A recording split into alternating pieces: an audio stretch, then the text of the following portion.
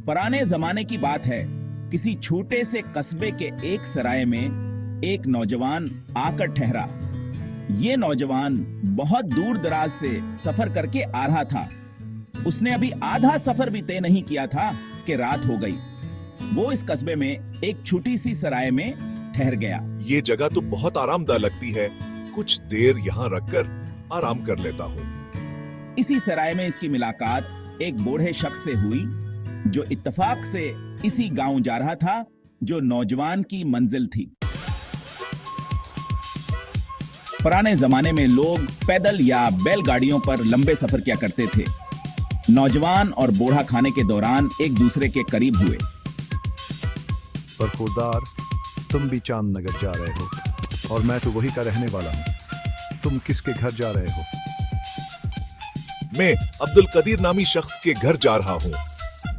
सफर अभी लंबा है, क्यों ना हम दोनों ये सफर इकट्ठे तय करें। जब हमारी मंजिल एक है तो हमसफर बन जाना बेहतर है। उन्होंने रात खुश गप्पियों में गुजारी। सुबह नाश्ते के बाद कुछ खाने पीने का सामान खरीदा और सफर पर रवाना हो गए। बुजुर्गवार, अगर आप मेरे हमसफर बनना चाहते हैं तो मेरी एक शर्त है। कैसी शर्त? सफर के दौरान में जो भी अमल करूं, जो भी करूं, आप इस पर कोई सवाल नहीं करेंगे, ना हैरानी ना तजस्सुस। बूढ़ा कुछ देर खामोश रहा, फिर बोला, ठीक है, मैं मानता हूं। फिर दोनों पैदल सफर करने लगे। दोपहर को थकन हुई तो एक घने दरख्त के नीचे बैठ गए। भूख भी लगी थी। चलो बिस्मिल्लाह पढ़कर खाना शुरू करते हैं। जरा ठहरिए।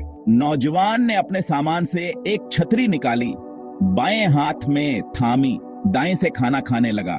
बूढ़ा हैरान होकर देखता रहा। दिल में सोचा, हम घने दरख्त के नीचे बैठे हैं, फिर भी छतरी क्यों?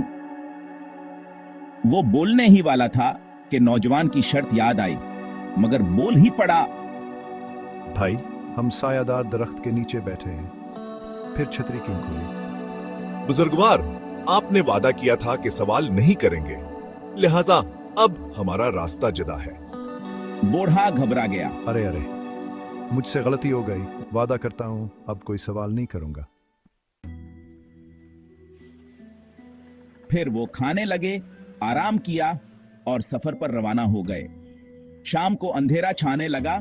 खतरनाक जानवरों का खदशा था। ऐसी जगह तलाश करें जहां किसी दरख्त की मजबूत शाख पर रात गुजारी जा सके। बूढ़ा हैरान हुआ, फिर खामोश हो गया।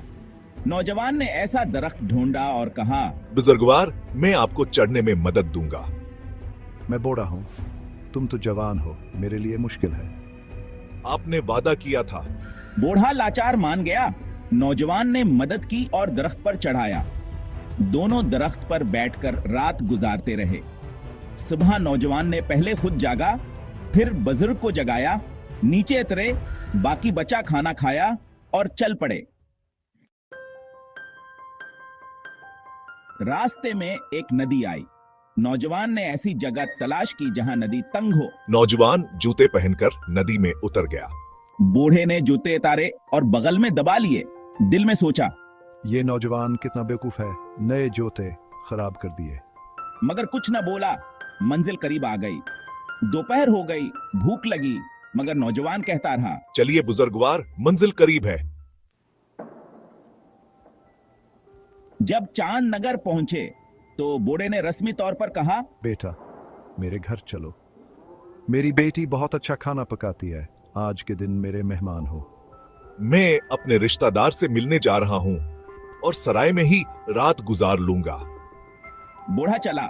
नौजवान ने कहा, बुजुर्गवार, जाते जाते मेरी एक बात याद रखना। जब घर पहुंचो तो दरवाजे पर दस्तक जरूर देना और थोड़ा सा खांस लेना, ताकि घर वालों को पता चले कि आप आए हैं। अच्छा, मैं याद रखूंगा। दिल में हंसा, ये भी कोई बात हुई? मैं अपने घर जा रहा हूं। जब वो अपने दरवाजे पर पहुंचा तो नौजवान की बात याद आई। दस्तक दी, खांसा। बेटी ने दरवाजा खोला। अब्बा जान, मैं नहा रही थी। आपकी दस्तक और खांसने से पता चल गया कि आप आ गए हैं। बूढ़ा हैरान रह गया। अंदर आया, बेटी ने पूछा। अब्बाजान खैरियत तो है? बूढ़े ने सारा कसा सुनाया। बेटी गलनार बानो नहायत अक्लमंद और होशियार लड़की थी। सारी बात सुनकर कहने लगी, अब्बाजान, वो नौजवान बेवकूफ नहीं बल्कि बहुत समझदार था। फिर इसने छतरी, दरखत पर सोना और जोतों वाले वाकयात की अकली वजूहात बताएं। जिता छतरी इसलिए कि दरख्तों पर परिंदे होते हैं, गंदगी गिर सकती है। दरख्त पर सोना इसलिए कि नीचे खतरनाक जानवर हो सकते थे।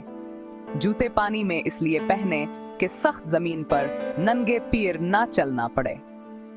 बूढ़ा खामोश हो गया, दिल में सोचने लगा, वाकई वो नौजवान बेवकूफ नहीं बल्कि गैर मामूली अक्लमंद था।